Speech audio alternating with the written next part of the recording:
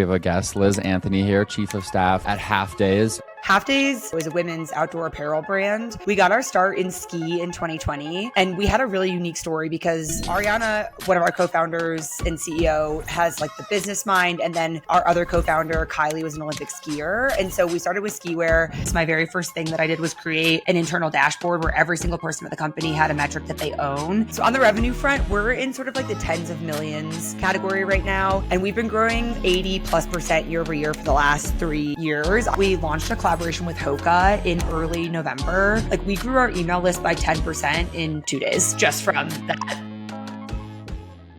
All right, we got an awesome episode today. We have Liz Anthony, Chief of Staff at Halfdays. Really fun episode because Liz oversees a big range of functions at Halfdays, and we talk about a lot of different things. So I think you'll enjoy the episode. Thank you to the sponsors, Motion, Prescient, Rich Panel, Aftercell, and House. And if you're liking the marketing operators, make sure to like, subscribe, leave a comment, and share with your marketing buddies.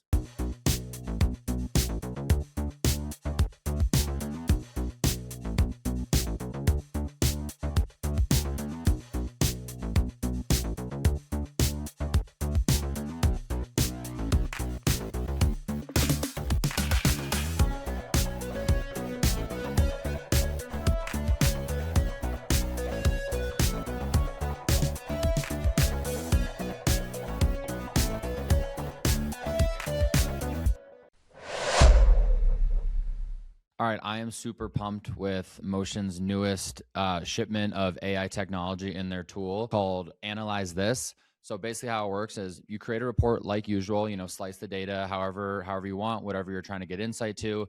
Once the report is pulled, you just click Analyze This. It'll pull the report, and then it'll send it right into your inbox.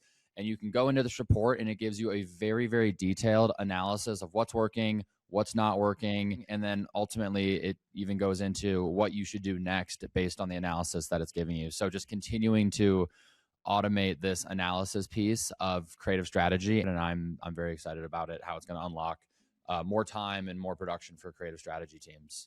100%. And it's another example of how important critically analyzing creative is today. With Meta's Andromeda, which we've talked about at length on the podcast, creative diversity has never been more important, but creative diversity to Meta is a black box to marketers. We don't know exactly what they think of as new and different and unique. So Motion's building native tools to help marketers guide us through that process and ultimately lead to better performance. So a few specific examples we've been using it for at HexClad lately. We just launched a new product category and we launched some social funnels around it. So I used it to analyze all of the cocktail shaker ads that we ran, and it gave me super clear, very actionable insights. And then an even bigger report, and even harder to do manual report, was looking at all of our Gordon Ramsay ads from September 1st through yesterday. Like, think about if, Ridge was going to look at all of its everyday carry ads. Like, that is literally hundreds, maybe thousands of ads. And it's one thing to be able to pull that report, but it's a totally different thing to be able to pump literally millions of dollars of data into the Analyze This report and have that analysis spit out in a fraction of the time that it would take, a team of creative strategists to do it manually. So very exciting stuff, very, very different use cases. So it just shows the breadth that this new feature of the product has. So if you're a marketer that wants the insights of Motion, go to motionapp.com and tell them that the operator sent you.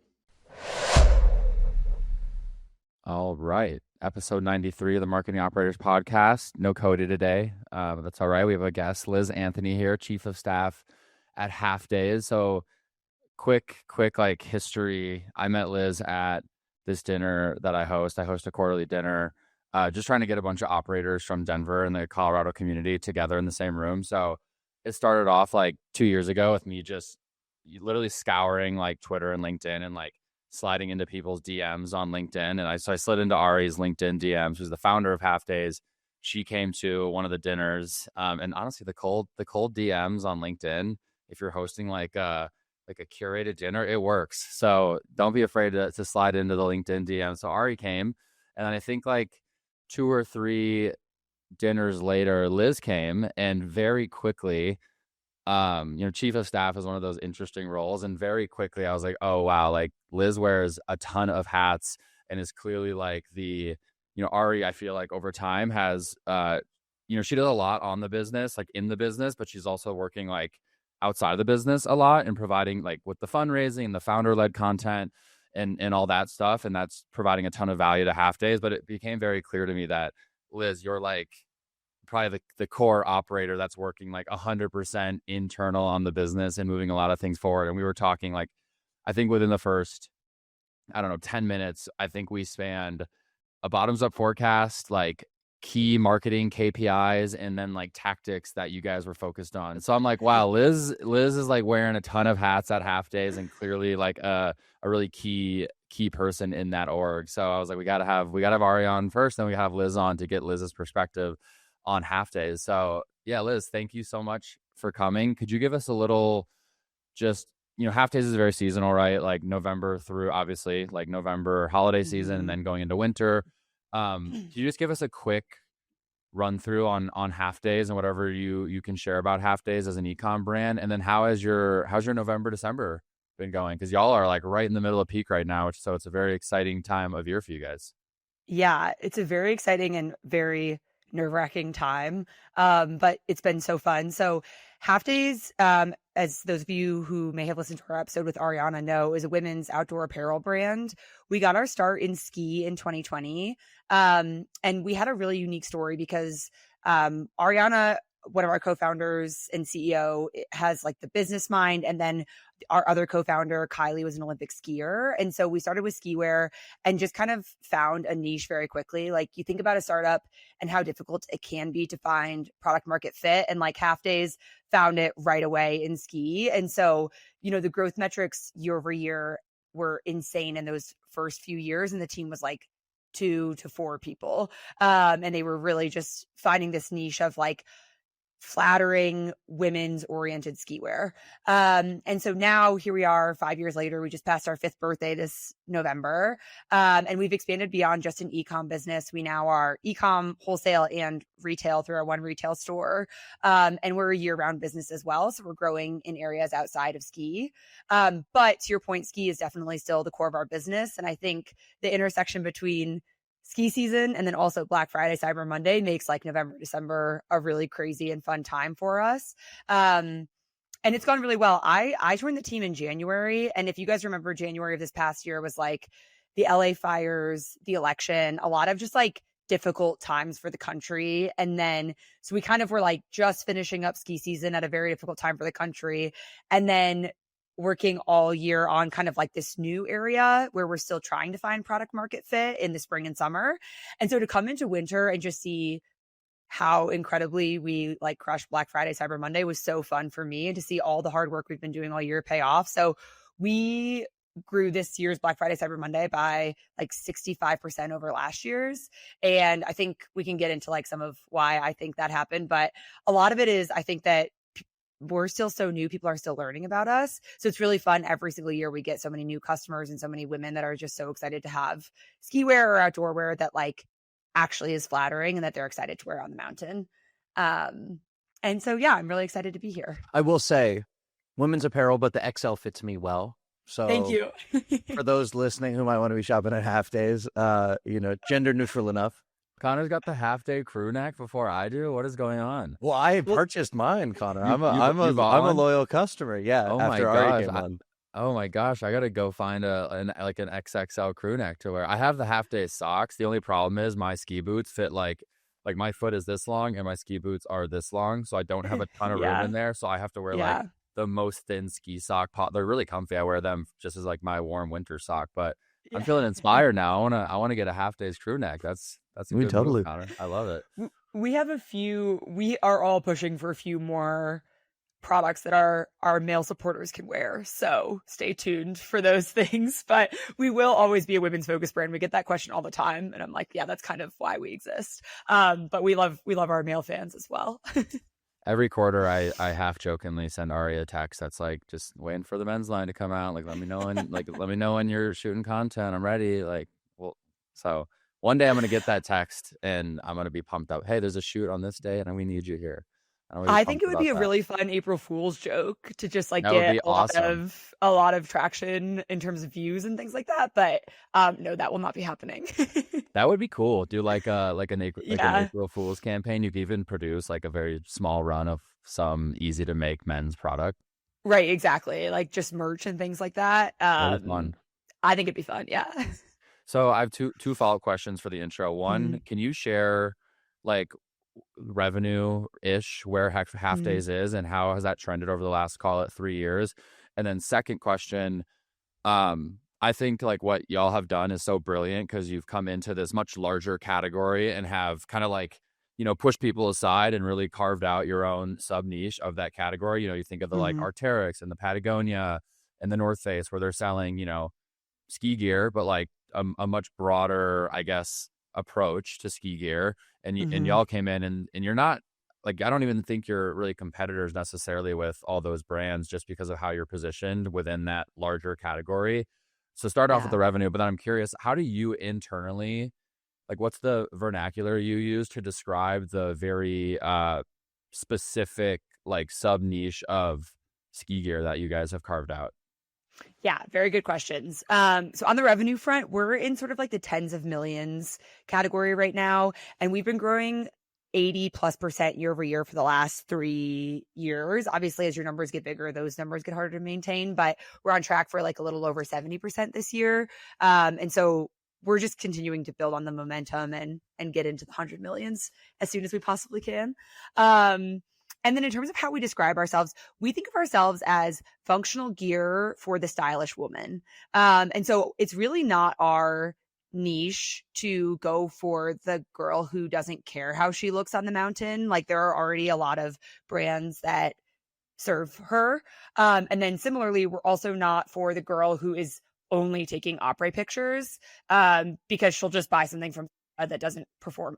Maybe I shouldn't have called them out, but that doesn't perform. So we really think of ourselves in that niche. And the funny thing is that we say niche, but I think that's the majority of women on the mountain. And there was just no one that was serving them before.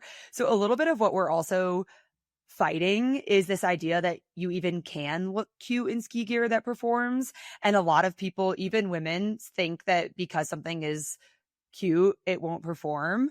And it's just like a classic gender norms and like biases that we are still always fighting against. But I think the only thing that we can do is continue to create great gear and, test it really, really well and make sure it does perform and then let the product speak for themselves.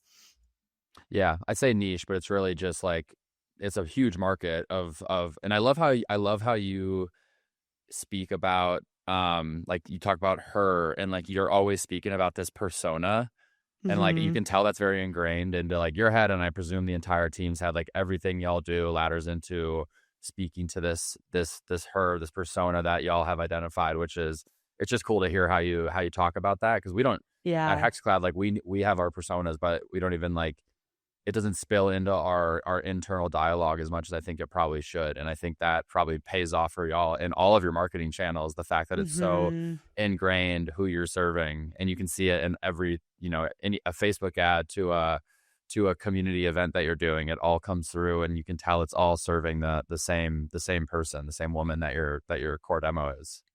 Yeah. And we're really fortunate that our core demo is also 100% encapsulated in our founders. And I think that's one of the things I know we'll talk a little bit about that, but it is just such a competitive advantage for us to have these two incredible founders that perform so well on camera and really are our persona like to their core, because it allows us to always keep that at the forefront. And I think when we're making decisions, the times when we internally, because I would consider myself this persona as well, we internally have made a decision that on paper seems right, but doesn't totally resonate with our persona is always wrong. So like, for example, when we launched our initial spring and summer collection, we created like a very technically hike focused and kind of like rock climb focused collection. And some pieces of that did really well and are things we would wear. And some of them are not. And we just kind of realized like, yeah, on paper, you think like, oh, if she skis, she also hikes. But really, when we think about ourselves, we hike sometimes, but like, we're not really doing 14ers. Like, we're probably wearing on our hike the same thing we're wearing to our Pilates class or whatever. And so just like keeping ourselves at the forefront of that actually makes our decisions about where we go with product development or marketing or whatever a lot easier. Black Friday, you're about to crush it. The real job is keeping that momentum going past Black Friday, past holiday, and all the way into next year. Prescient helps brands turn peak season wins into predictable, profitable velocity. Powered by a suite of proprietary machine learning models and a causality-first validation layer, Prescient reveals what actually drove lift. It combines surveys, it combines multi-touch attribution and incrementality, and then it forecasts where your next dollar of media will drive real incremental profit. Top brands like Coterie, Guess, Hexclad, Jones Road Beauty, Mary Roos, and many more are using Prescient to quantify halo effects across Shopify, Amazon, retail, so their teams know exactly where to reinvest. So, what actual questions can Prescient help you answer? Let's dig into it a little bit. Question number 1. Do I need to increase, decrease, or reallocate spend for the shopping season? Prescient shows the optimal media mix to drive the strongest Q4 performance, whether your budget grows or shrinks. Question number 2. Where should I put additional Q4 budget? Prescient delivers recommendations based on current BFCM dynamics, your vertical, and your optimal ad spend allocation. Question number 3. Can Prescient measure cross-channel effects, especially between Shopify and Amazon? Yes, Prescient uniquely tracks halo effects and ad impact across both platforms, revealing where to dial back and where to double down. This is actually one of the very first problems that Hexclad onboarded with Prescient to solve, is understanding the total impact across both .com and Amazon over ad spend. Prescient's models are benchmarked against $6 billion in ad spend, so the recommendations you are getting aren't just theory. They've actually been tested against billions of real media dollars. And if you're ready to see where your next dollar of media will drive the most profit, visit prescientai.com/operators to forecast your growth with Prescient. I have a question on this. It's one of our, and the reason I'm asking is because one of our focuses at Ridge is trying to better define like fragments of the persona. Like we obviously build for like a very general man, and we've always done that. And for a long time we called him Everyday Dad, Ed. And and that worked. But like one of my theories is that just we've thought of Ed as being too monolithic, as like one person who likes a certain thing, and he almost became this like caricature of your typical sort of like maybe aging millennial dad or something. Where one of my goals is to better define fragments of Ed, because I think there are different personas. Do you guys think about that at Halfdays? Because I would imagine there is the I just moved back from Salt Lake City. There were a lot of like 40-plus-year-old moms on the Park City slopes, and like they might be different than the 27-year-old on Instagram. So I'm just curious how you guys think about that. Yeah, I think it's a great point. And part of the reason that we are able to think about it a little bit more monolithically right now is I think because of our size and because of how much market there still is for a woman who is at the core of our persona. And I think we have started to think about more like the core being the 50 to 80% kind of like all of our customers. And then what are the edges where we can design specifically for her? So for example, a more technical collection might speak to the girl who cares about looking good, but is also into backcountry skiing. Whereas some of our, new spring and summer line that's really more focused on like versatility and transitional from Pilates class to coffee to drinks to whatever is really focused on like that city girl who's more fashion oriented. So we do think about it, but I think we will think about it more as we grow and start to need to define those a little bit more specifically. Totally. That makes sense. All right, let's so I want to transition into just quick run through of what you do as chief of staff at Halfdays, and I wanted to hear all the hats you wear, and then I really want to spend most of our time on the marketing stuff that's top of mind for you right now. Before we do that, I want to thank the sponsors: Motion, Prescient, Rich Panel, Afterstyle, and House. All right, so chief of staff. This is one of those titles that just can mean you have 10 different chief of staffs in the room, and you might have 10 very different people doing probably a lot of overlapping work, but also probably a lot of different work. So what does being the chief of staff at Halfdays entail? Could you just do like a kind of a quick rapid fire? Yes, definitely. So I would kind of put it into three main buckets. The first is all on kind of KPI measurement and reporting. And that's both for internal audiences and external. So in my first month at Halfdays, my very first thing that I did was create an internal dashboard where every single person at the company had a metric that they own and that we could track weekly, monthly, whatever the cadence was that made sense for that person. And we were reporting them and we kept them all in one place. And then that way I could also use it to report to the board, our investors, anything like that. And so if there's any metric about the company, I want to be the one who knows it and owns it and can speak to it. And I think that also ties into why I am so heavily involved in marketing. So we can get into that too. And then the second is very strategic. So thinking about like, how do we grow? How much do we need to define personas? How does retail or international or product expansion play a role in our growth plan? And how do we like phase those out and operationalize them, which is really, really fun. And then the third is more of kind of like a CEO counterpart. So exactly to your point, Connor, like what are the things that Ariana uniquely can do as CEO, and how do we leverage my role to create as much time for her to do those things as possible? So while she does a lot of these externally facing conversations, relationship owning, content, things like that, I do a lot of like sitting in every single meeting and making sure that all the teams are talking to each other and that everything is progressing us towards common goals. So those are kind of the three like main buckets of my work. And so with that, my role is very like much across every area of the business. And I think there's a lot of value in that. And I think that's, again, speaking to why I have gotten so involved in marketing, it's really because marketing touches every area of our business. And there are very few people who sit in on product development meetings and line reviews and also on the weekly marketing meeting. And so how do I help those teams like talk to each other and make sure we're working towards a common goal and stay on track? And so that's the really, really fun part of my job, I think, is like making it all fit together.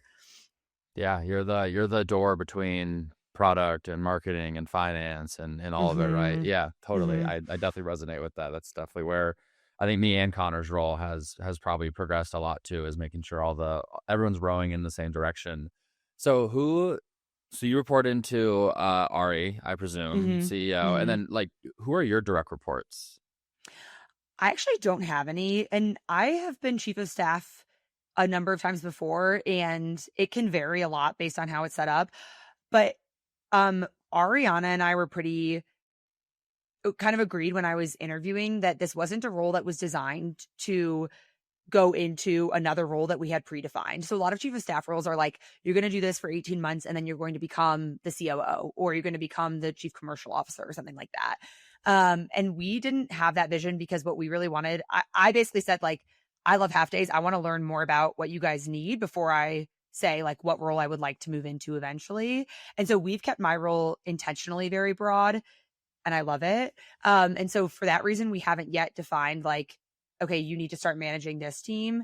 But I do think that will come in the new year. And I think it will probably be a lot of the functions of the business that are more analytics focused. Yeah.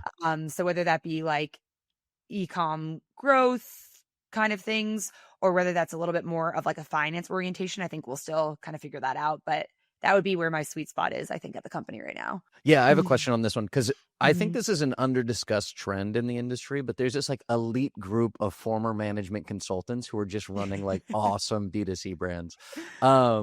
Guild Capital didn't invest in Halfdays. No. But you're familiar with Guild, though? Mm-hmm. Yeah, so Guild, Connor, are you familiar with Guild? No. So Guild crushed it for a while, and their model was like they would find these very like nascent stage D2C brands with good unit economics. They would invest capital, and then a part of their service was they would help you hire the first key hires, and they would almost exclusively hire young people out of McKinsey and Bain. And then, so they're like well set up, like extremely strong operators who could help scale these D2C business. And they did Dr. Squatch and they did Ruggable, like both $1 billion exits. And I think they invested in Dr. Squatch when they were doing like $2.5 million a year, and Squatch is at like 600 now or something. So Liz, I'm curious if you could just speak on that trend at all. Like, what is it about former management consultants that make them so effective in D2C? And maybe it's just a matter of like D2C brands not having had that like structured internal organization, and like maybe that's a relatively new concept. I'm just curious if you have any thoughts on that. I do think that's a big part of it. So I was at McKinsey prior to joining, and I didn't actually have an e-com or D2C background at McKinsey, but I think, to your point, a lot of what translates is this idea that you're coming into an environment that's moving extremely quickly, and there needs to be a lot of things happening in parallel that ideally you would have 2 or 3 times as much time to do, but you don't. And so there's kind of one person or a number of people that need to be at the center of it, making sure all the trains are moving in parallel at the same time towards a common goal. faster than they probably should be.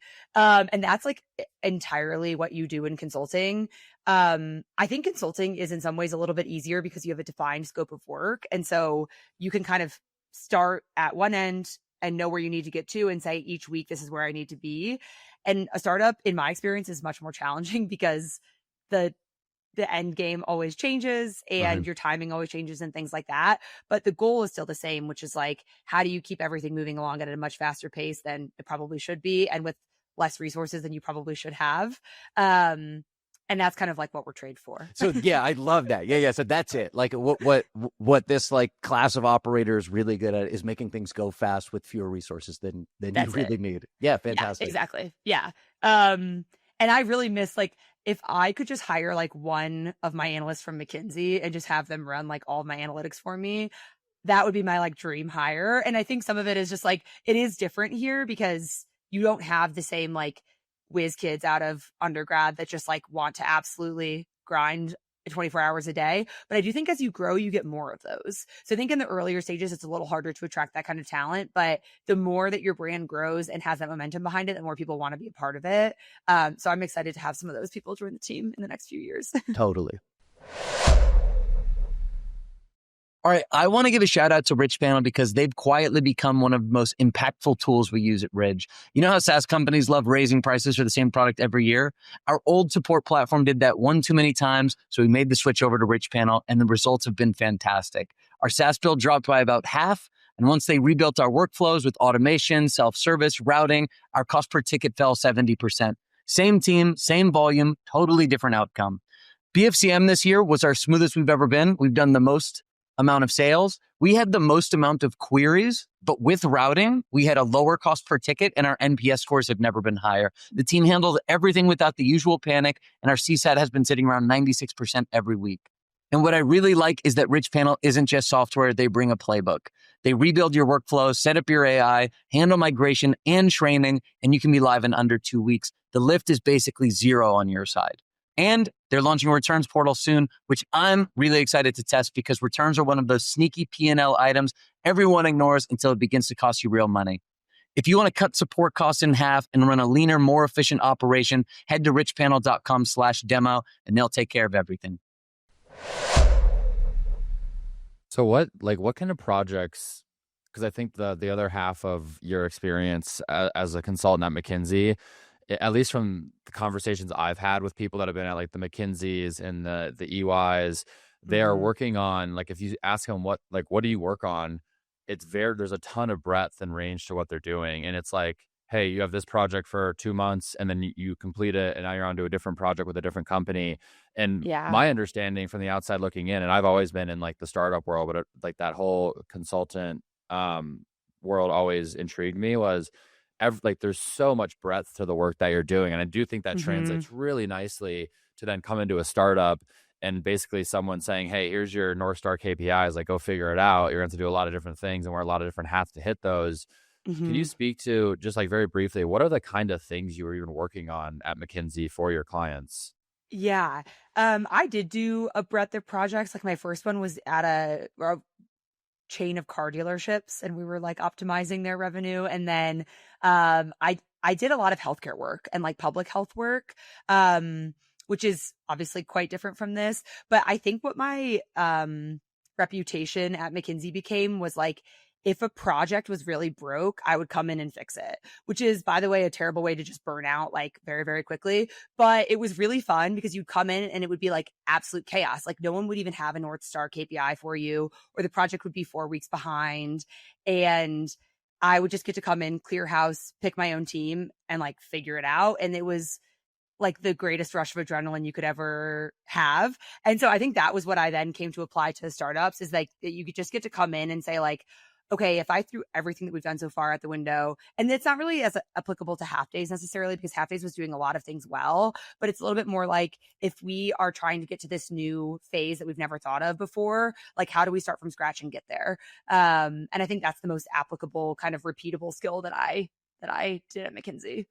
Yeah, it's like the perfect transition, that experience going into so a startup. fun. That's so exciting, especially with Ari, who I sense that she really trusts you and isn't, hovering. Like she's like, no, Liz, like you got this. This is what your performance is going to be judged off of, which is, I mean, I'm a big believer in managing that way too, right? Like I like giving people KPIs and like quantitative numbers to hit. I'm not always going to sit there and micromanage the initiatives that are going to drive that. Of course, I'll offer my ideas, but if you say, hey, your goal is to, I don't know, grow tag social impressions by 50% this year, like there's a lot of ways you can do that. And I think that's the best way to manage someone, is to like let them connect the dots to hit that target, and however they hit the target, and obviously give them ideas. But I think like your experience really lends itself to that environment and being like, go do what you got to do to hit the target. Yeah. And Ariana is such a great person to work for a million reasons, but one of them is that she really hires people that she considers like an equal, or that she thinks can like drive an area that she either doesn't want to drive or like doesn't have the experience to drive. So she's just built this incredible team around her, and she has the vision, and she has such a strong direction for us, and like really, really steers the ship. And she also is totally fine saying like, this is something that you can do. Go do it. Or like, I have never done this before and you have, like, I'm happy for you to do it as long as we hit XYZ things, to your point, Connor. And so it really just creates this environment of like a lot of ownership too for each of us, which is so important. And it just facilitates an internal environment of creativity when you're not micromanaging the initiatives. It's like you're empowering people to come up with their own ideas and do the things they think that are gonna get the business to the whatever KPI it is that they're optimizing against or getting measured against. I love that. I love that. That's the same environment y'all have at Halfdays. Yeah. All right, I want to talk marketing here. This is a marketing show, so I wanna dive in here. So I have a bunch of questions in the marketing section. I just want to start with, I've looked under the hood a little bit at the Halfdays account, and like Halfdays is every performance marketer's dream, because you do so much on like the brand side so well, and that just, you like get a good performance engine going, and like that stuff just compounds, the community you do, the content you do. I was so impressed by your product drop calendar this spring and summer and fall. It was really, really cool to watch. But I want to talk about Q4 a little bit. So you said you're having a really strong Q4 right now. What, if you could boil it down, like what marketing initiatives are really driving your strong Q4 performance this year? Great question. So I would speak to a few things. One of them is that we launched a collaboration with Hoka in early November. And obviously Hoka has such incredible reach. And so we got a ton of new eyes on the brand, and we did a very integrated strategy of launching that. It was like incredible content that we shot in studio and on mountain. It was community events and like shopping experiences in real life. And it was just an incredible amount of, other content as well that we got from like creators and from our team and things like that. And so we could really just like attack it from all angles, and it was super fun. And then to have all of those people just primed and seeing Halfdays right before Black Friday, I think really set us up for success on that. So that was really, really helpful. Can I ask a question about that Yeah. partnership? Because when I saw that, I was like, oh my God, like, not that it was definitely a punched up moment, right? Like Hoka, this legacy brand that probably does mid-9 figures, I would guess, has a massive audience. Did you get any, because that's what I thought right away. I'm like, oh my God, the eyeball, like the new eyeballs that they're getting is insane. Did you get any data from Hoka on like total like impressions maybe on like their social content, or any like email SMS data? I'm curious if you guys were able to quantify like how many eyeballs you reached through Hoka's own like social email, all their own marketing properties. We have not gotten that data from Hoka yet. And part of it is because I think because they're so much bigger, like there's a few of us that are like all in on something, and they have like a massive team. So getting, it just is like such a different thing. But I can say from our channels, like we grew our email list by 10% in 2 days. Just from that. That's so badass. That's so awesome. It was really, really fun. And then, like our social followers grew. I don't have that number right off the top of my head, but we had very, very clear kind of like, oh, we saw this lift. That's crazy. And so quick context setting. How many years has Halfdays been around? 5. So you've been around for 5 years, and in 2 days you grew your list 10%. Yeah. That's Yeah. that's a brand partnership done well. It was really, really fun. And we have gotten a lot more intentional about saying, like, if we hosted these events in New York that were like very buzzy. So we did like an ice box because everything was like over ice, because it's kind of like an ice oriented shoe. And to sign up to kind of get notifications about where the ice box would be and get in line and things like that, you had to put in your email address. And like, it's one of those things that's like, duh, but also the number of times that we've done cool stunts and have missed an opportunity to capture email addresses is, I just think that happens a lot when you're a young brand. So this time we like really did it right, and we captured so many, and it was so crazy. I also think that Hoka and sneakers in general have a really, really cult following. We have people sleeping outside the Hoka store in New York City to get our shoe when it dropped in the morning. And that kind of like hype around something that you're doing as a brand is just so cool, like such an incredible moment for us. And then to have that excitement that we could build on organic social was really, really fun, because everyone was like sharing the video, like, oh my God, did you see people that were lined up outside of Hoka for the Halfday shoe? And yeah, it all kind of builds on itself when you do it right. And a great example of a brand marketing first initiative really ultimately being a huge growth marketing initiative, like massive list growth, massive funnel building, massive revenue. The custom product is very, very cool. I may or may not have bought a pair for my girlfriend for Christmas. Okay, cool. So Hoka collaboration, that dropped when? Yeah. That was November 14th. Okay. So just before Black Friday. Yeah, nice. And really like primed people, a ton of eyes on the brand at the right time. And we also had a really, really strong content suite for this Black Friday of everything from like heli skiing footage that we took when our co-founder Kylie, an Olympic skier, was in New Zealand, all the way down to like a bunch of different influencers and content creators that we gifted and created content for us. Like and founder content, which we can talk about because it's so important. We like really put the pedal to the metal to try to get a wide variety of content, and that really paid off. We did also, just to build on that piece, start working with our ad agency again, or our content agency. I'm not sure, our agency. And we had paused during the spring and summer because our revenue numbers weren't high enough to like justify working with them. But we started them again in October, and just to see the variety of content that they can put out and test and switch out has been a complete game changer. And especially now for me, seeing that firsthand, I'm like, okay, they always need to be in our budget moving forward, because it's just such a different content machine than we can have in-house. Creative testing volume, that you heard Exactly. it. We talked about that a lot. I want to ask you about how spring, summer, fall maybe contributed to Q4. Yeah.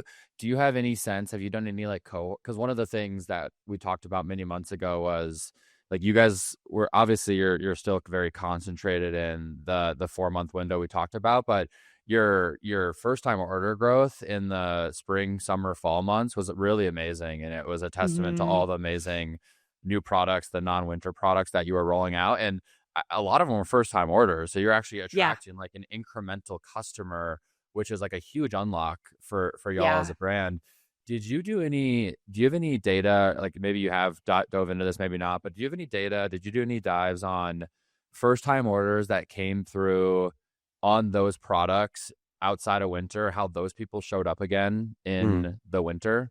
It's such a great question, and we haven't looked into that yet. But I would love to, so I'm going to write that down. I do think what we have seen is we are still getting more than 50% of our customers are new customers in the spring and summer, but in the winter months, that's more like more than 70% are new customers. And so there is kind of a big swing towards retention. And we did see a lot of very effective retention tactics this spring and summer to get our customers coming back with email and SMS. But we did things like a collaboration with $1 Million Cowboy Bar in Jackson Hole that, again, drive a ton of new eyes to the brand in that time. And they're also lower price points, and they're for people who don't ski. So a lot of women love our brand, but they're like, I don't ski, so I don't really have a use case for your things in the winter. And so offering a more year-round product suite is starting to give them an opportunity to buy if they've been following the brand for years. Yeah, definitely. I think Halfdays is, I generally hate lead generation campaigns. I just think you're much better off like always running a purchase conversion campaign and like getting people shopping around. I think Halfdays is one of the smaller select brands where I do think like a winter lead gen that launches maybe like the first day of fall and run and like whatever. I don't know Right. exactly what that funnel would look like. Some sort of landing page where people can start to like get a preview and shop the looks and maybe even opt in to get notified. I think that you guys are one of the unique brands that I do feel like a lead gen, like a winter lead gen leading up would really crush. Yeah. And I think it can be multi-purpose too. Like the $1 Million Cowboy Bar collaboration, we did have merch people could purchase. It also drew a ton of people's eyes to our website when we had just launched our fall collection. So we also saw a lot of sales on that, actually more during the $1 Million Cowboy campaign than our fall launch itself, which was super interesting. We saw more dollars spent on the fall collection during that time frame, which was really interesting. But to your point, I think that what we probably saw the most was people who discovered the brand or started following the brand for the first time during that time and then purchased in the winter. I don't have the data to support that yet, but that's my hypothesis that we'll be digging into. Just kind of on this point, my question revolves around these like really awesome kind of brand activations and their spillover into either increase marketing performance or just a lift in sales that you wouldn't otherwise explain. Like, I was going to ask with the Hoka, if you guys are driving this like huge brand activation, everybody's talking about it, the legitimacy or the legitimizing nature of partnering with Hoka also seems like a really big deal. Did you see any sort of immediate spillover into people buying the crew necks on the site? We did not see as much. I mean, we definitely saw people adding to cart when they were buying the Hoka shoe. Sure. So it's like they were buying the shoe and then they got the matching base layers. We saw that a lot. Totally. I do think that what we saw more of was people joining our list and then buying later. Sure. Because if they didn't want the shoe, a lot of people, because it was so close to Black Friday, kind of double-edged sword, like they were primed in the pipeline for that week. But a lot of people also were like, I'm sure they're doing a Black Friday sale, so I will wait to buy. I think that happened. But the shoe luckily had a lot of buzz around it and it sold out within, at least it became very, very size broken within 24 hours. And so on those, people were like adding to cart, buying immediately, and then adding on a few products with it. And then would you say like the $1 Million Cowboy, I think I've got that right, activation has a similar, maybe slightly smaller effect than the Hoka collaboration in terms of awareness, getting people to the site, they want to buy the merch, they're checking out the other things, you're building up that awareness that maybe you're capturing the latent demand over time? I think that's exactly right. Yeah. Seasonality does play a difference because around the $1 Million Cowboy collection, if you also wanted to buy like one of our active tops, for example, like that price point is more like $65. So if you're like, oh, I'm buying this crew neck for $1 Million Cowboy Bar, and then I could also add this one relatively low price point item to hit the free shipping threshold, like I'll just do that. Totally. Whereas in the winter, I think you're buying Hoka, you're already getting free shipping, and then you're like, I'll just wait to see Black Friday. So like trying to think through how the customer behaves and like how that impacts the sales is very interesting. But I think I would not trade the timing because having all those people in the pipeline for Black Friday really worked out for us. 100%. All right, listeners, let's talk about the next couple months. Holiday spending is naturally going to slow down, but sales volume can still remain high as you get through shipping cutoffs, as you get into the new year, and as you crush your Q1 targets. One of our focuses at Ridge will be squeezing more revenue from every customer that we've been acquiring for so long, and that is where Aftersell by Rokt comes in. It's the one-click post-purchase upsell platform trusted by over 40,000 D2C brands, and here's how it works. When someone just bought from you, they're already in buying mode. They trust you, their card's on file. All you do is show them the right offer at the right time with zero friction. No re-entering payment info, no extra pages, just yes, add this, and boom, done. Brands are seeing up to 30% AOV lifts, and when you're running volume during the holidays or into 2026, that can compound fast. And look, Jones Road, Ridge, True Classic, Hexclad, we're not running Aftersell because it's trendy. We're running it because the unit economics work and the data is undeniable. But here's the kicker. Beyond the AOV boost, Aftersell unlocks Rokt monetization suite, pure profit with zero work. Rokt Thanks, on your thank you page, 30 to 50 cents in pure profit per order. Rokt Pay Plus, another 20 to 25 cents per order. No impact on conversion. It's found money. So here's what you do. Go to aftersell.com/operators right now, activate Rokt Thanks or Rokt Pay Plus and get the full Aftersell suite for free. Run it, check your numbers. Then you can come back and tell us if you want to turn it off, but I already know what you're going to say. So let's talk about founder content. And I want to, Mhm. you mentioned that you have a lot of data showing that the founder content works. You mentioned really feeling confident in the amount of time, energy, resources that y'all do invest into the founder content with Ari and Kylie. Mhm. So can you talk about that? Like, can you just speak to the data? And is this like organic data, like organic social data, paid elsewhere? Like, what are y'all seeing as it pertains to the founder content that gives you such confidence in how it performs? Yeah.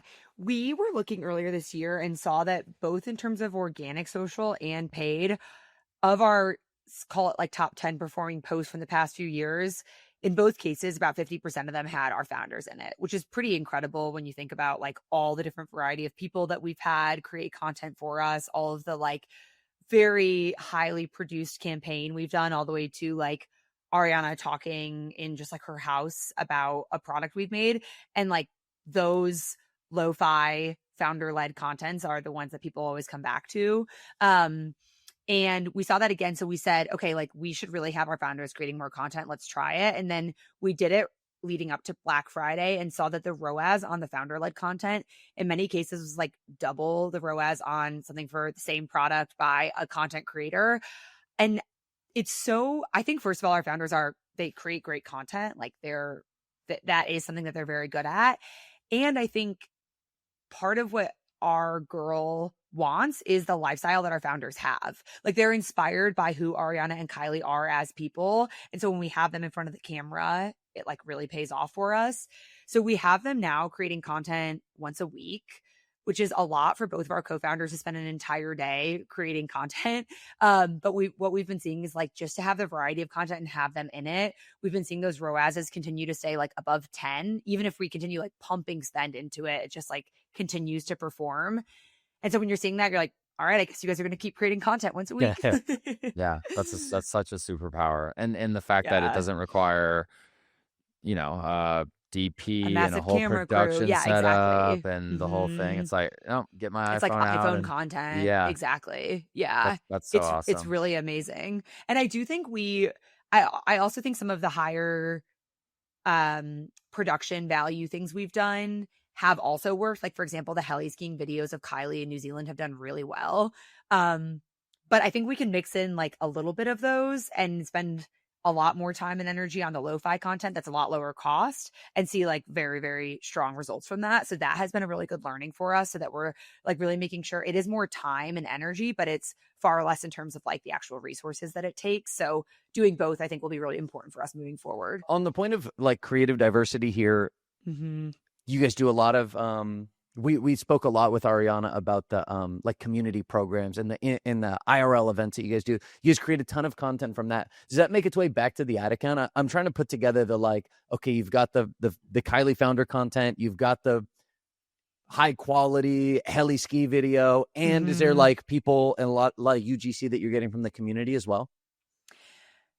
UGC from the community is a little bit more difficult because I'm Mhm. sure like you guys both know this, to have someone actually like speak to the camera or like pose in front of the camera in a way that is really going to show what works about the product and things like that is very challenging and usually requires like an actual content creator. Mhm. And what we found at our community events is sometimes we will send like a photographer or at least someone with like a better camera, for example, but it does sometimes create this sort of strange dynamic where people are like, oh, I was just here on a hike. I didn't expect I was going to be like modeling for your ads. Yeah.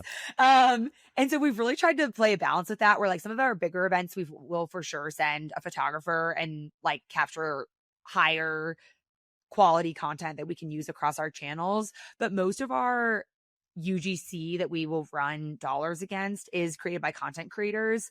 One thing we found that works really well is because our products are a higher price point. So this like might also work for a Hexclad, for example. If we do gifting, a lot of times smaller content creators with smaller followings are willing to just create in exchange for gifting. So like if you get a new ski suit, that's a huge value to you. And then they'll create UGC for us that works really well. And we're trying to continue to source and work with smaller creators because we find that those like organic fans of the brand, then as they grow, like we can help each other they can grow because we tag them in their videos, vice versa. And then as they grow, they like remember us and want to continue to work with us. And that's worked really well for a few of our content creators that we've been working with now for like a few years. So that will continue to be a big part of our strategy, because we also want our content creators to continue to feel relevant to our girl, and like who are the up and comers that we want to start working with now is something that we're like always thinking about. One of my favorite, Connor, do you follow Brunt Workwear? Yes. Because they crush this. And I actually think there's like some weird parallels between the two. What Halfdays is for like women who want to look good on the mountain, Brunt Workwear is for like blue collar dudes. It's a very, and where they create all their content, to the point that you just made, is not via like customer generated content. Like they exclusively do seeding, and they have like 1,000 creators who they've seeded product to over time that they just generate a bunch of content from that perspective. And then if you go into their ad library, they very clearly have they do some founder content. They do like a product person from the team content. And this is like, it's like a tool in their toolbox. You see them use it all the time. They have all their community generated content, then they have static ads. I just think it's one of my favorite examples of like very holistic, creative, diverse ad account. And I feel like you guys what you're describing sounds very similar. I think we feel inspired by like so many accounts that are doing it better than we are, and we're like continuing to push for that. And that was something when Connor did a little audit for us earlier this year, he pushed us on. And I think it's so important because different things will resonate with different people, and to continue to like reach new audiences, you have to have that big variety of content. And we're trying to work now on also hitting someone with a few different pieces of content that kind of like work together. And like, this is a strategy you helped us with, Connor, but it's like, if they first get a video of like Kylie skiing in an outfit, then next they should get some UGC that's explaining like the technical features of the outfit. And then maybe they also get an ad with like that's static and just like speaks to the technical features. And so then like if they're seeing it multiple times in different ways and emphasizing different pieces of the product, they're much more likely to convert than if they continue to only see like skiing content with like music behind it, for example.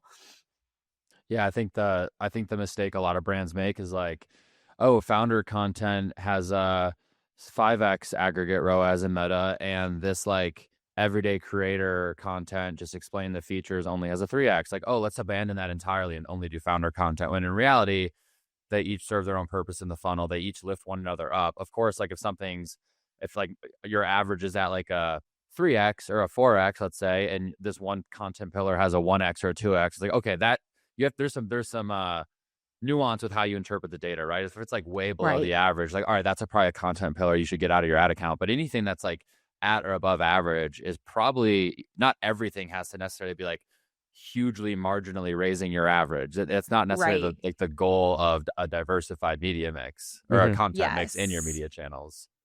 Yeah, and that was a learning lesson for me, for sure, coming from like not an a D2C background.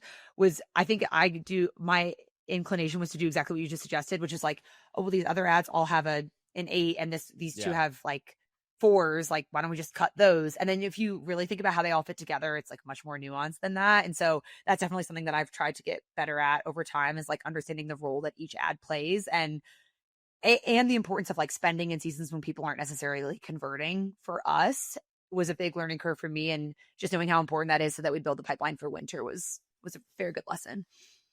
Well, going back to what you said, I think in the first minute of the podcast I think you said it's nerve-wracking or it's scary. And I fully resonate. I think Connor can probably fully resonate with that too, because we both run incredibly seasonal brands, and we are constantly doing that math equation of how low can I run this business efficiency-wise in the 3 months leading into peak?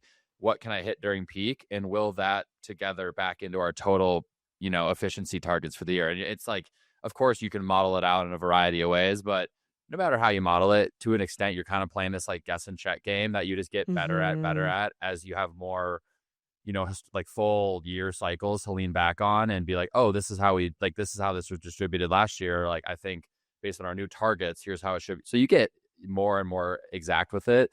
Yeah. But it's scary, man. It is.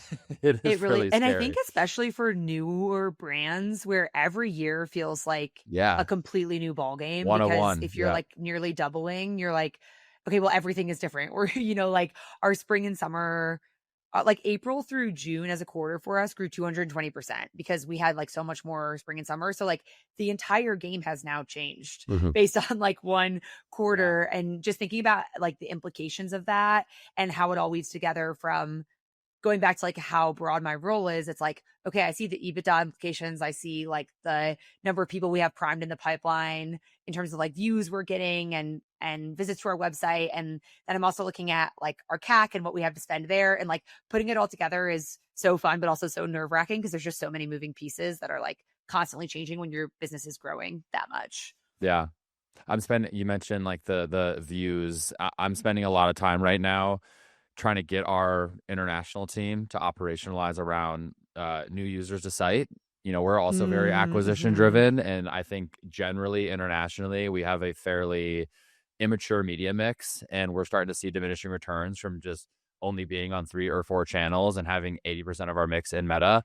So I'm trying to, that's a key KPI for me that I love tracking, right? Like new user growth precedes first order revenue growth. And if you go look at our international markets last year, like I just don't think we saw the new user growth that we probably could have with a more diversified media mix. So we're spending a lot, and we talked about this like when I did that little audit, but I'm spending a lot of time right now kind of looking where we're at for 2025. And then as we go into the strategy sessions here, just being like, hey, this is the leading indicator here. Like this is a key KPI that everyone should have pulled up, tracking weekly, monthly, quarterly. If we can grow this, we can probably grow our first order revenue during peak season. So it's been fun to, that's a KPI that a lot of people in our org haven't tracked. So it's fun to like, to your point, build the strategy and then operationalize around a very specific metric that's new. Like I always love this time of year because it's the chance for me to zoom out big picture and be like, what do we need to do in the United Kingdom next year to drive growth? And it forces you to like think in terms of these like broader brushstroke strategies that's kind of where I thrive, and I love spending a lot of time. So I want to talk about what is that for Halfdays in 2026, like where I'm sure you're spending a lot of time, probably very similar boat to me, where you're still focused on the right now, executing the rest of this year, but also thinking ahead, like what are the big, how did I write this? Like, what are your big splash opportunity marketing bets that you're making in 2026? And this could be like, if you could speak to anything you're like doubling or tripling down on, I presume the founder content, and then also hitting on what's the newness that you're introducing into the marketing stack next year. Yeah. It's a great question. One of the more immediate things that we're doing is a larger CTV test than we've ever done before. And we're going to do it around the Olympics, which is very brand aligned for us. And we have really strong content, again, from the heli skiing in New Zealand from our founder. So that's like a very tactical new channel that we're testing and plan to kind of go bigger on.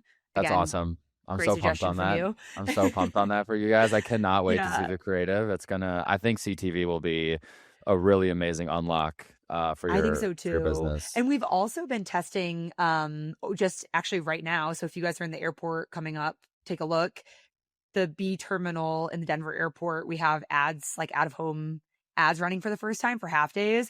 And that's been super fun because like we're just thinking about the number of women that are going through for their ski trips or going home for the holidays, and they're seeing Halfdays like all over the Denver airport. And it's just fun that we're now able to take some of these bigger bets that don't have such a direct ROAS, but create so much more brand awareness for us. Liz, can I comment on that real quick? The out of home. First off, I didn't see it in person. I just saw the photos, and the ad unit looks incredible. We also have some out of home active right now in the Denver airport, and I love the activation. I love the ad units we put together. But I saw yours, I'm like, dang, like that's a great ad unit. I wish we would have got that like upper. I don't even know what the name is, but it's really visible because it's in the sky or in 10 feet above you, and it's like I forget. Right, it's right above the gate number. Right. Yeah. So it says like B24. It's a screen right above. Yeah. And it is really fun because if you're looking down the terminal when it changes to Halfdays, it's like Halfdays everywhere, and it's like right in your line of sight. So that's really fun. And then we're also testing for the first time like a post targeting. So basically like after someone sees our ad in the Denver airport, then retargeting them on Meta and things like that. And so I'm very, very excited about that and think we'll be able to make more plays there. But I would say more broadly, 2026 is a huge product development year for us. I think we're going to have like 50% new products in our line by the end of the year. And so really capitalizing on that opportunity to talk about like the different new kind of product franchises that we're launching and create moments around those, similar to what we did with the Hoka collab, like making sure that if we do launch like a new technical product franchise, for example, or a new collab, which we have a number of that we're really excited about, doing these kind of like concentrated brand stunts, capturing emails, priming people on our other, like making sure that they're in our channels for them like to convert at these key moments, is really what we're going to be focused on. And we just have a lot of newness to talk about, like way more than we have in any other time of the business. So making sure that we're creating space for each of the like specific moments, I think is a really big focus for us. I would love to be a fly on the wall for how you go through the process of, because these moments you have just have so many layers to them, and every detail is so considered, and it just feels like you never leave any stone unturned. So I would love to be a fly on the wall from like, all right, here's the first meeting we have about new product X, and like just understanding how the strategy like comes to be, and then how you go into execution. Like, can you speak to that at all? Like, how do these things come to life? Because they're just so detailed, so nuanced. You're activating on it's you guys do 360 campaigns incredibly well, which is very impressive, because I feel like at Hexclad it took us until we hit 500 million to even get like, and I still think we have a lot of room to improve, but now we're getting a lot better at them. But y'all are sitting here in like the low 8 figures range, and your 360 campaign activations are just so buttoned up. So how does you just like talk through that process of how those come to be, and how you're, rolling those out at such a incredible pace, like consistency and like quality? I mean, volume and quality are both there. Like right when one ends, like you end the $1 million cowboy campaign, and then the Hoka campaign rolls out. I'm like, Jesus, like how do they just level up over and over again all the time? It's crazy. So I would love to hear any insights you have on how that process plays out.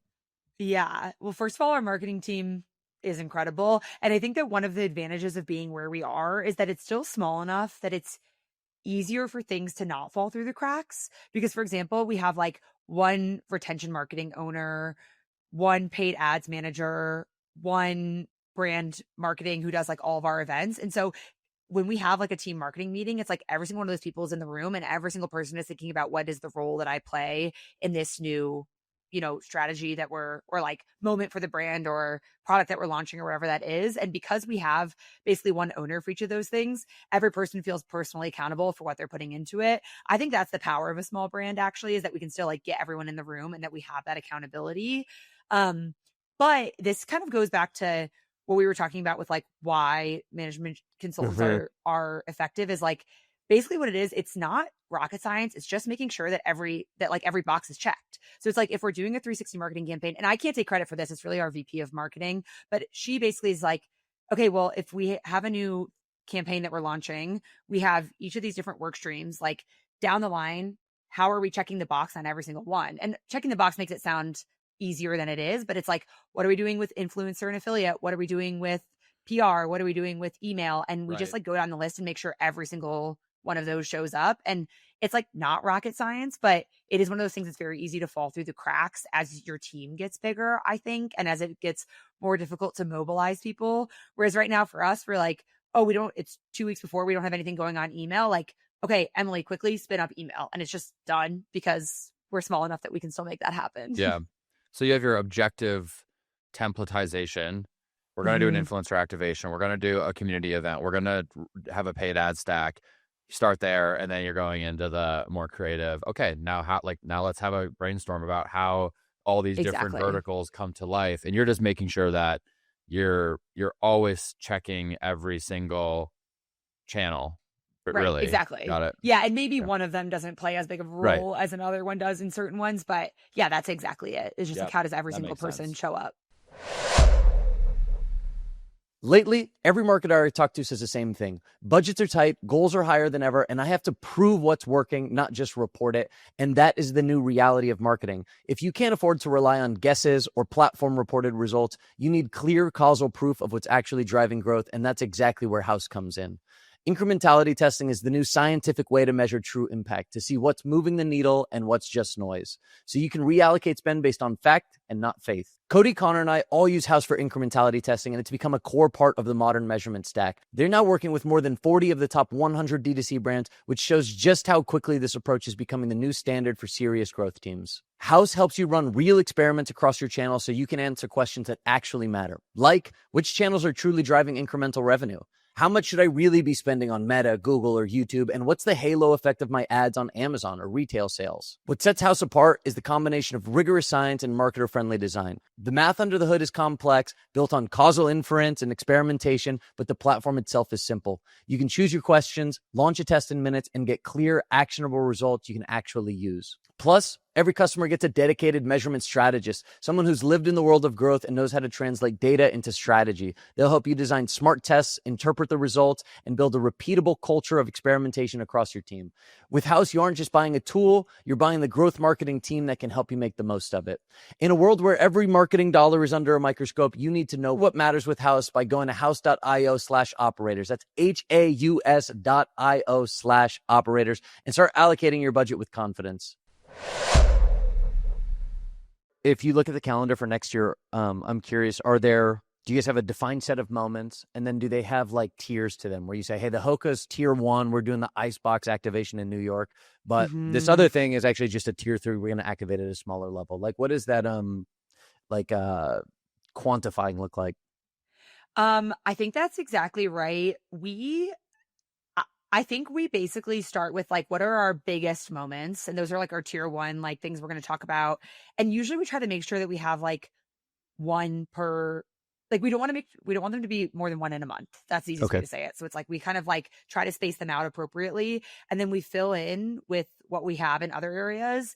And we honestly try to do that like 18 months in advance because it takes so long on the apparel front. If we did want to spin up like a new collab or something like that, like we need to start working on it that far in advance. So I would say actually this past summer, we were looking at 2026 all the way through like the winter season into like early 27 and saying like, what are our big moments and where we have gaps? What do we need to do to fill them now? So we just, for example, like signed a contract for a collaboration that will go live in early November of next year. And a lot of that was motivated by, it was a partner we've been wanting to work with forever, but we like really went hard on it over the past 6 months because we were like, okay, this would be an amazing time for us to like have something to talk about. And again, prime the pipeline of a new type of customer right before Black Friday.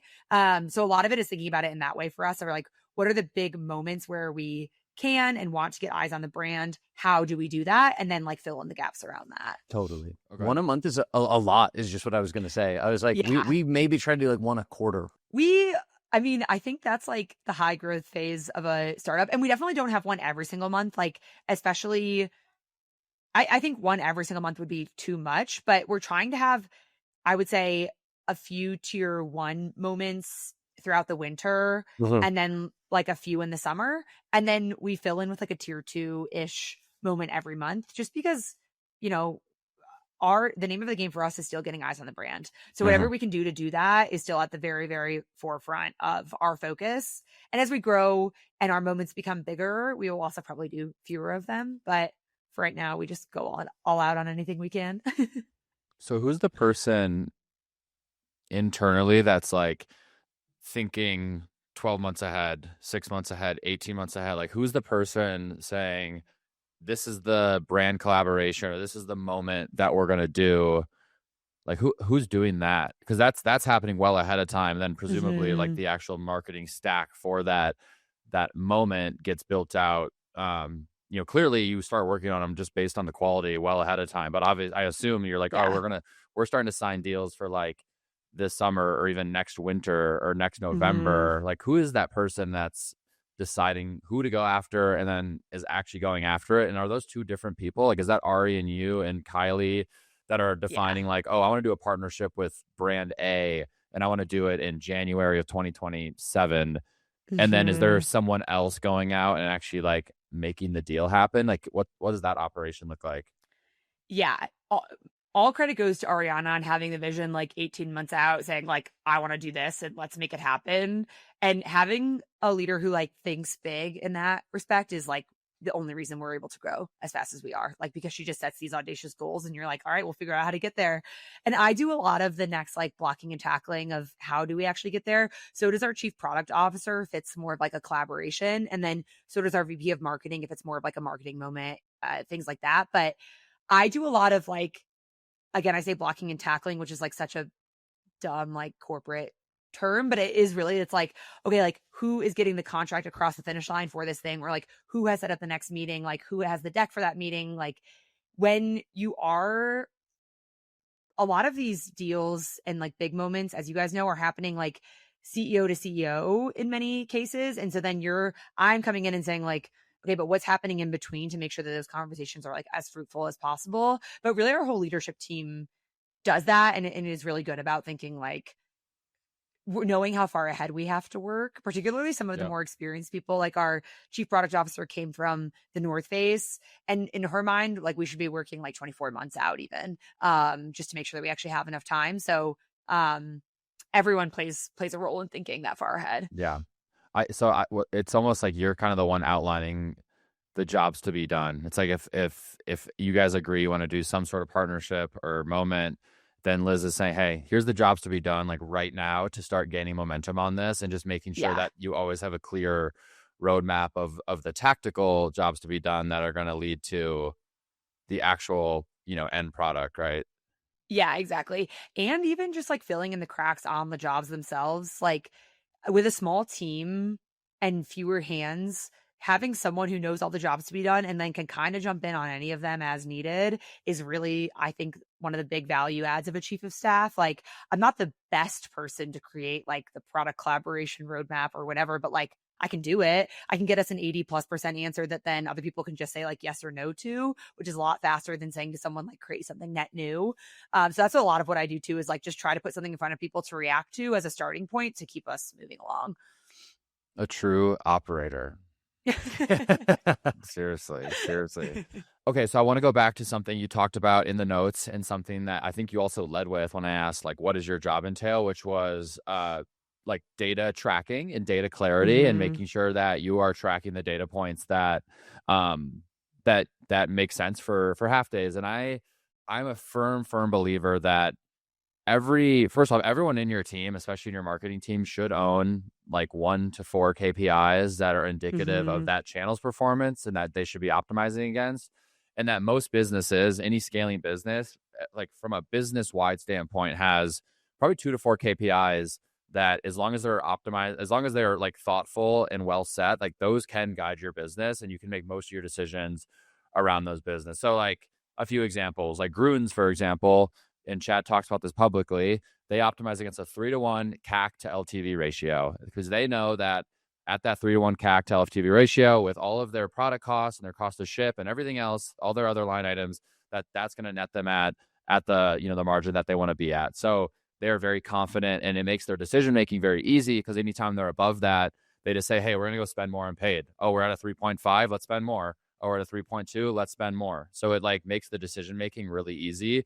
For HexClad, we are very much like Halfdays. Like we do drive good repeat business, but we're very first order driven. So we really follow revenue, ad spend, and MER as our North Star KPIs, and it works for us for 2 reasons. A, we're in aggressive revenue scaling mode, and we have been for the last 3 years. And B, we know very confidently, and this is probably the most important piece, we know very confidently exactly where our bottom line will fall in the context of all of our other business costs at various MER levels. So we're very confident in making quick decisions based on media efficiency ratio. So I want to ask you first, like, what does Halfdays measure, and why are you measuring those KPIs, and like any insights into how you're tracking it?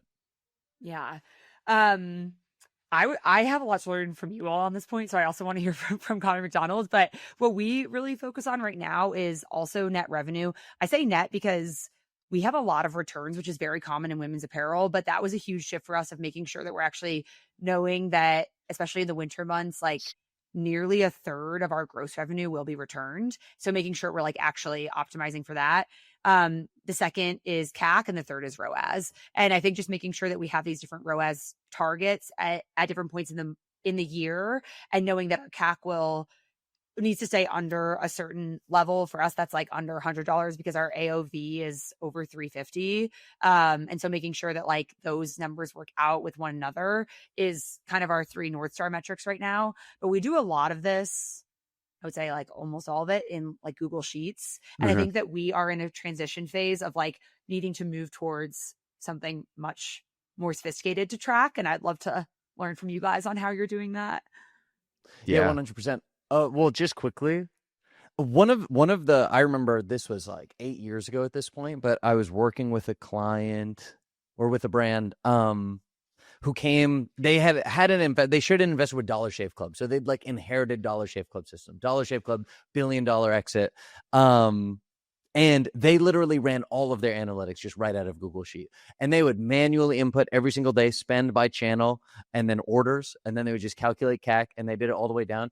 And honestly, it was one of the best examples I'd seen of just a brand knowing exactly what metrics it needed to care about and extremely granularly tracking it on a day-to-day basis. So Ridge adopted that strategy. And no joke, I still use the Google Sheet that I've built out today.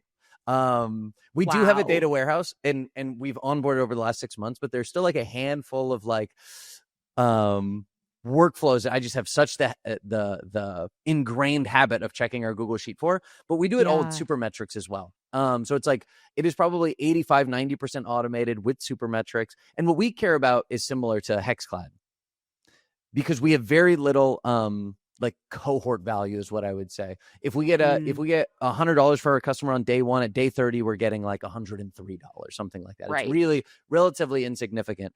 So we're mostly focused on measuring revenue. We will look at, we call it demand revenue, which is net revenue and the ad returns back in. And I don't know if this would be helpful or not, but the reason we do that is because in January, we also get a lot of returns. People get it for Christmas. We get a lot of returns. We actually want to know what is the efficiency of the ad spend we're spending in January, independent of what's getting returned from December. It's almost like an accounting question. So we track both of those. If our demand revenue, MER, is good, then we know that our ads are performing well, and we don't want to pull back spend just because we're getting hit with returns from last year. Right. So we do things like that. And we calculate all these things, demand revenue, net revenue, spend, and then we do it by category and by market. And we've got 4 categories and 5 markets. So you can imagine this Google Sheet gets like big and hairy over time. Crazy. I am starting at that every day. Like, are you updating it every day? It gets updated every day. Yeah. It's all based on, all those metrics are based on a daily, like the rows are days. Okay. So interesting. So I would say, I mean, you guys could totally get a data warehouse, but like, I actually think I joke all the time, Supermetrics and Google Sheets could easily be like $20,000 a month worth of software costs. Like you could just do so much if you get creative. And we've definitely pushed the limits on that. What I will say, the reason we moved to the data warehouse where we've gotten the most benefit is more flexibility around simple things like date picking. Google Sheets more codified. So all of a sudden we could do that a lot more flexibly. In the Google Sheet, we get the granular unit is spend in a day or revenue in a day. In the data warehouse, the granular unit is SKU sales in a day. So we actually have we have a lot more granularity, and all of a sudden we can layer in COGS. That's much more efficient. We can look at basket analyses and things like that. So just because it's built like the atomic unit is so much smaller in the data warehouse, it provides a lot more flexibility. So we think we're going to grow into it a bit more, but that's our approach right now. Okay, so interesting. What about you, Connor? Yeah, so first off, I think there's always going to be those workflows that live in the Google Sheet. Like we're the same way where we have like our daily, like we have an automated Google Sheet that's our daily spend, revenue, and efficiency tracker right next to our daily budget for the day. So we know down to the day, like how much we're at over or above, at or below our revenue, ad spend, and efficiency. And it's just instantaneous. So I think certain things like that, just it is easier for us to use a Google Sheet. But we do have a data warehouse. I think the data warehouse has become a lot more helpful when you have just a more diverse media mix. Like when you're starting to pipe in ad spend from 10, 15, 20 channels, it can, and then some have clean integrations. Others are like, you have to do like a manual spreadsheet upload, and it becomes a lot. And all of a sudden you're spending half your time just QAing the data to make sure it's trustworthy and accurate. So I think the data warehouse is helpful for that. So we use BigQuery as our, like, I don't know what's the word for, like, the data ingestion. Is that that's probably not the right vocabulary for it. What do you call where the actual data lives, Connor? What's the verbiage you use? Like, what do you call Google BigQuery? I don't know, but that's where the data is getting stored in BigQuery. That's where it's stored, right? So that's where, like, yeah. So you have all your channels integrated there, all your distribution channels, ad channels, great. And then we use Looker for our data dashboarding, and ultimately we use an agency for all of this. And the big thing that I like about our data warehouse, and specifically outsourcing it, at least at the start, is like, I'm not ever going to be, like, I'm a marketer. I'm not ever going to be good at necessarily going into Looker and like engineering and building a dashboard, and nor is that like how I should spend my time. But what I love doing is I love going to our data warehouse partner, our data partner, and saying, hey, I need this dashboard for this use case. And like, here's all the KPIs I want to be able to track. Here are the like time adjustments, the different time slices I want to make. And then they'll go and build it. So now all of our core dashboarding, like our core key, like we have a core marketing metrics dashboard for every single market now. We have a business product dashboard where we can categorize like knives versus non-cookware as a whole versus hex mills, like, so any like non-cookware or like business specific, product specific unit we want. So I think that's the big value of having someone like, we use Saras for this, is like, we're starting to build out more and more and more dashboards, and it's all instantaneous. Obviously, like, we can get that data whenever we want it, and we trust the data for the most part. We sometimes will find stuff that's broken, and I would estimate that across our whole team, we are saving probably literally thousands of hours per year on just like getting all the data together and visualizing it, and then also just not having to QA the data. So it's the time saving, and then you can make decisions quicker, and everything is downstream of that. So, but we didn't really start building that until last year. So, wow, okay, yeah, it took us a while to get to this point where we started building it, but I think we waited way too long. I think we should have started doing this 2-3 years prior. So that's how we have it set up, and it works pretty well. And now we're starting to move more into the like using our data warehouse partner that we have a lot of our core dashboards set up, and like we're operating and using them. We're still building new dashboards to visualize other things we care about, but really leaning on them as a data analytics partner, because we don't have a data team internally. So like we just launched our cocktail shaker, and it's been awesome. It was a really cool brand collab with Still Gin, Dr. Dre, Snoop Dogg. So one of the things I wanted to understand was like, what are the market basket analyses of this cocktail shaker? Like, what's the first repeat split? Are people buying other products with it? And like, that's a request that, I historically would have kind of just spent an hour doing a deep dive on myself with our tool, our suite of tools. Now I'm just putting a brief in with our analytics partner. They're giving me a much better report than I would have ever pulled for myself. And I'm not spending an hour or 2 hours pulling it, and I'm able to act quicker on it because it's just like better visualized. So I think it just unlocks your marketing team in ways that it's just time intensive to pull all the data manually at times. Yeah, I think it unlocks your marketing team, and then anyone who's like, I think about my time and how much time I spend helping people like wade through data and try to put it into a format that's usable. And that's why I would be so inclined to have these dashboards. And also, I tell people all the time, so many organizations use Google Sheets like way longer than you think that they are. Like, you assume that every company has this like incredible data warehouse, and it's like probably not actually until they're like well into the hundreds of millions of dollars of revenue. But I think there's so many benefits to it that I would love to move there soon. So, because there's pros and cons. Connor brought up the Grunes example, which is, actually, Connor Dalter, our friend of the pod, CMO of Grunes, like, can't be tracking CAC to LTV every day. They have to be tracking cohort increase in value at the cohort level, right? Like, they're completely independent. You acquire someone day one, their 3x LTV to CAC isn't happening at 18 months or something. I have no idea. Yeah. So those are actually completely disconnected. So if he's tracking CAC to LTV, it is CAC on one side, and then it is these like aged cohorts on the other. The conversation Connor and I had with Richie a couple episodes ago was around these brands that are like halfway in between. And like Halfdays, Ridge is somewhat like that. Halfdays is probably more like that, where you get a woman coming in, figuring out, oh, I love this new, gear that I just got. Now I can get more. So you get a high increase in that 1, 2, 3 month cohort. But then you have these like long reactivation periods where someone's not coming back for 9 months until the spring and summer line comes out. And that's just is infinitely harder to forecast than a Groons, where I'm spending $60 a month getting a bunch of gummies every 30 days. Right, exactly. And I would say for us, the other thing we've found very challenging is like the price point of our highest price point ski items can just completely outweigh like another purchase that they make in the summer. So it's like we were looking at our highest LTV customers and they were just all of our highest priced ski products. It's Totally. like, yeah, maybe it's that consumer is more affluent and they're spending more, whatever, but like maybe it's just because that jacket is $525 and the spring and summer items are like usually under 100. So it's very complicated. And yeah, something that I think we need to get better at is like figuring out what the right metric is there. Totally. And Connor, you guys are looking at that too, right? Didn't you said Q4 is the first time you discounted some of the single cookware. So you guys have a much smaller initial order value from like a segment of customers. Yeah, exactly. Yeah, well, we're the same way. Like the higher the first order AOV, the higher the, I don't care what LTV. window it is, LTV. Exactly.